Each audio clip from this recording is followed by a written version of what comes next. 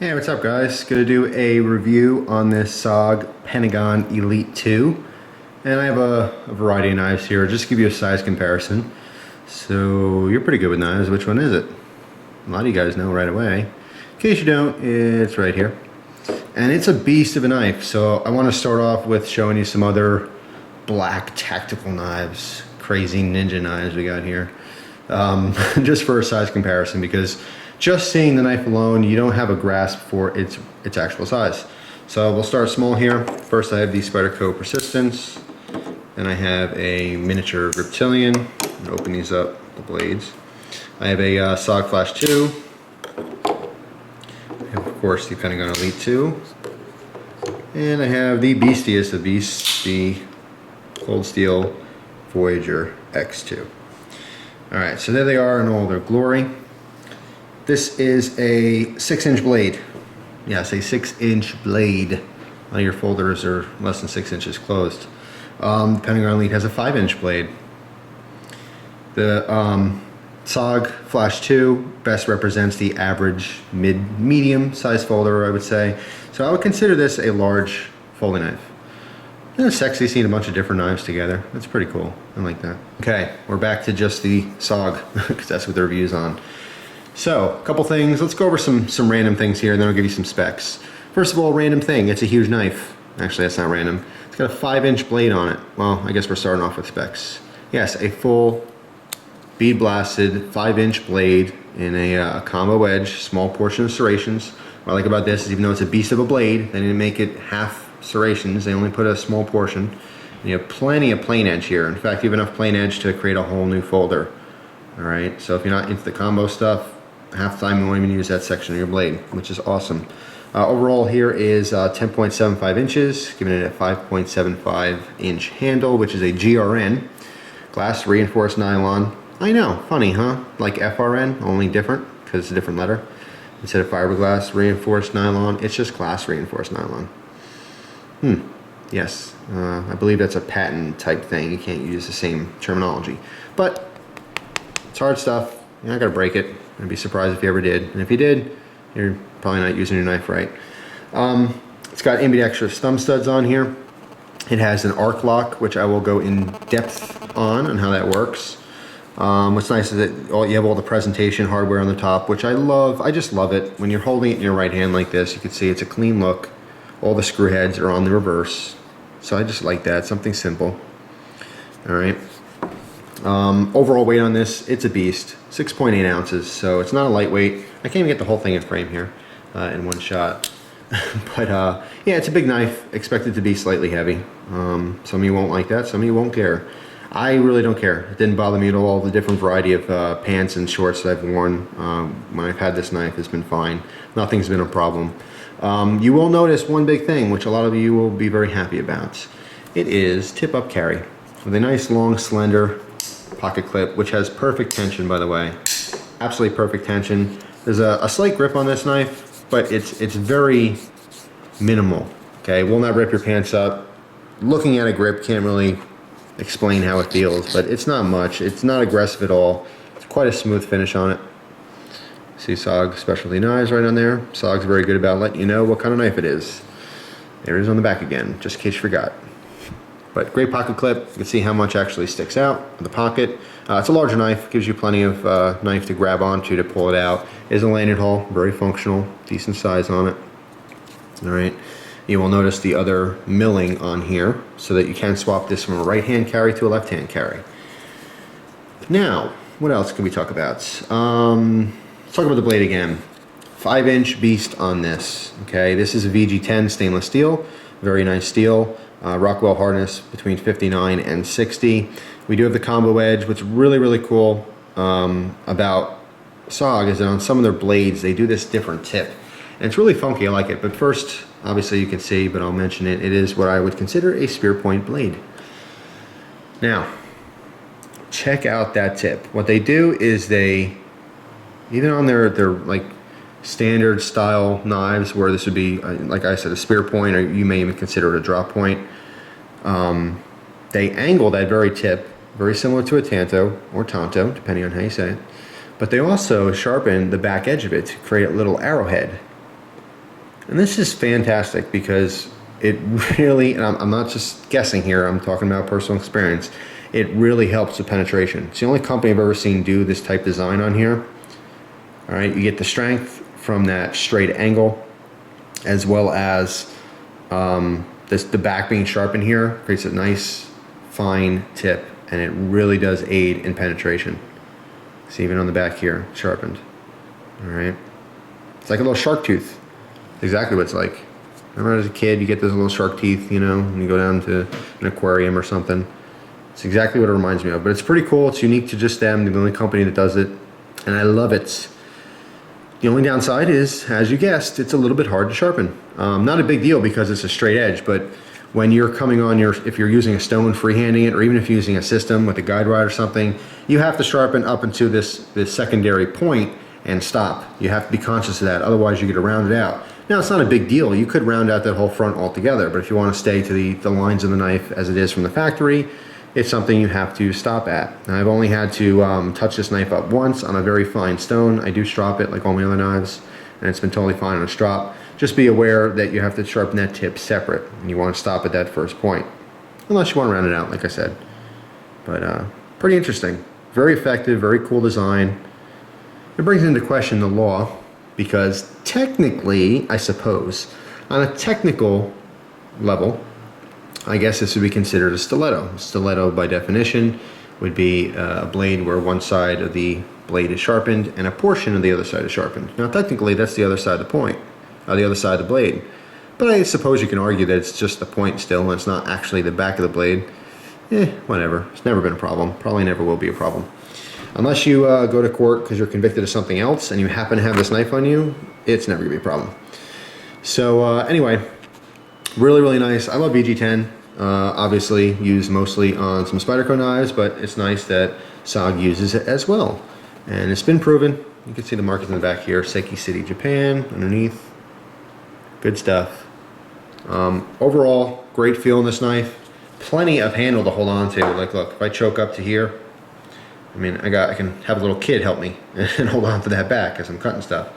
I don't have tiny hands. I get a half grip, almost like a sword. Yes. Don't we all feel like kids? You know, want to play with swords, you know, or Star Wars type thing. I don't care how big or small your hand is, you're not going to be missing out on here. Okay, if you got a tiny hand, you got plenty of extra handle. If you got a massive, just, you know, big bunch of bananas, then you'll be fine too. You got plenty of handle here. No one's going to be missing out on this as far as grip.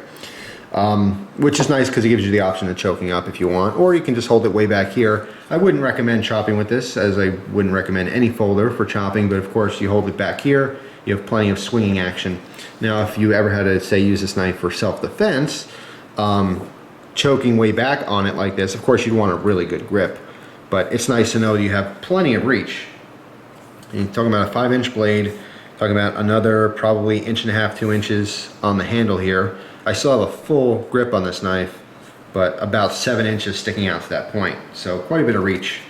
And any kind of edged weapon in defense situations, the bigger the better. Okay, the easier it is to wield. Not physically, but the closer it is to the person you're trying to wield it at. So again, just a random thought that popped in my head that was unnecessary to even say, because it has nothing to do with the quality of knife and how you're probably going to use it. So moving on. Came really sharp. Razor sharp out of the box. I got this one new, did use it quite a bit, never had any problems with it, really easy to use. Now you notice there's a little cutout here. Okay, I'm going to close the knife. You see that's where the thumb stud kind of, you know, rests in the knife. As far as getting to it, there is a recess here, which I like. I love that. If you're going to have the thumb stud close to the handle, do a recess, have a cutout. So my thumb slides down this little slide. It's like a little slip and slide. And it hits that thumb stud every time, very positively, every single time. Now you can easily, even though it's a big knife, you can easily flick this out. Okay, not a big deal. But I tend to use that arc lock the same as I would use a Benchmade axis lock. In other words, I would pull back on it, release the tension, and then swing the blade open with a little bit of wrist action. That's all. Swing it open and closed all day long. Nice and easy. Or you can flick it open. No big deal. You can use it lefty. Never tried flicking it lefty. But there you go. Not as fluent. Works just fine. Fully ambidextrous. And if I didn't already mention, The pocket clip, which is awesome, being tip up, is swappable to the other side. Now, let's talk about the downsides, okay? There's only two downsides to this knife. One being big, but if you're purchasing it, you're acknowledging that it's a big knife, and that shouldn't be a downside to you. So that should be a moot point. The only downside I really found with this knife, the absolutely only thing I did not like about it, but unfortunately, I really didn't like it. So I have to modify this so that it works for me better.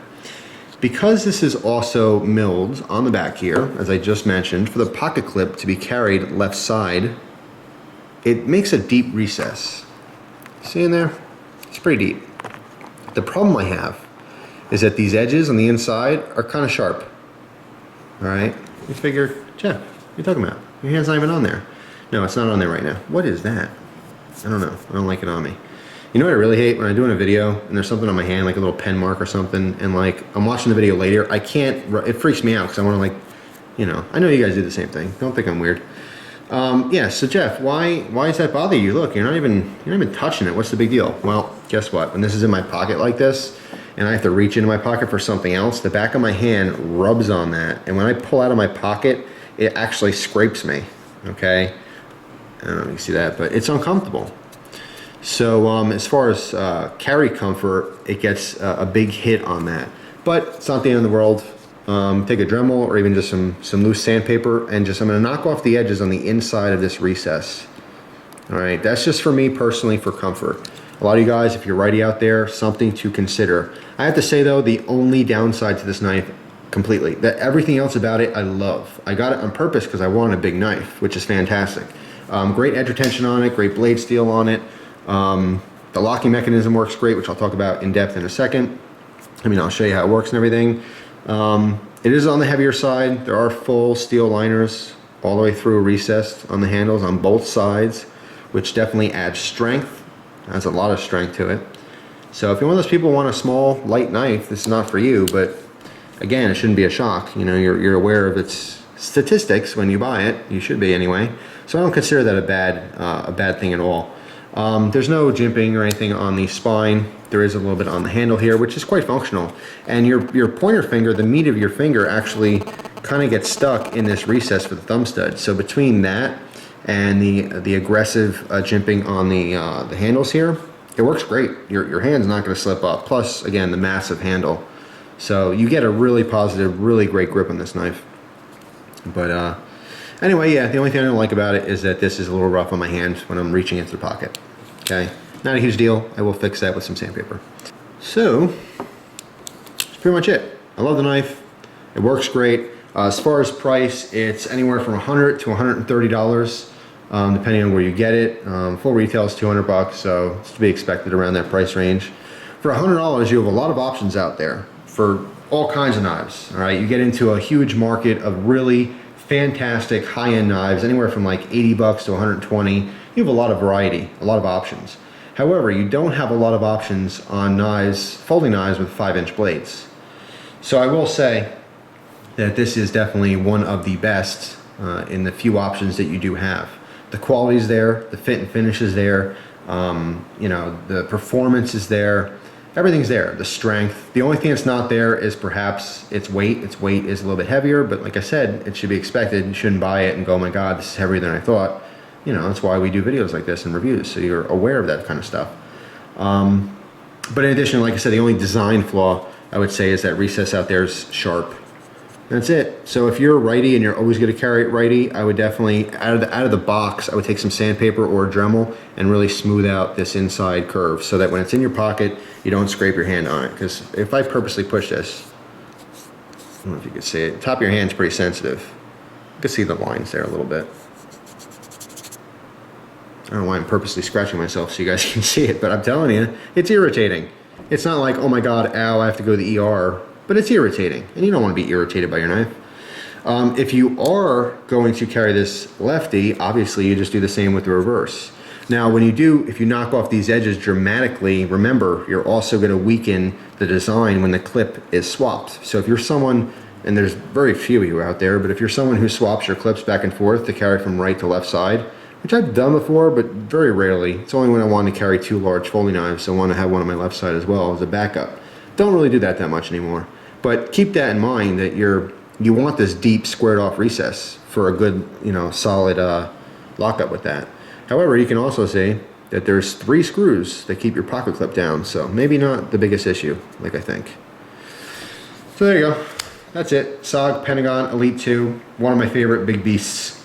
Absolutely love it. It's up there with the Voyager X2 for coolest big darn knife ever. Really, really awesome. So, hope you guys enjoyed the review. Thank you very much for watching, and hope you enjoy the rest of your day. Take care.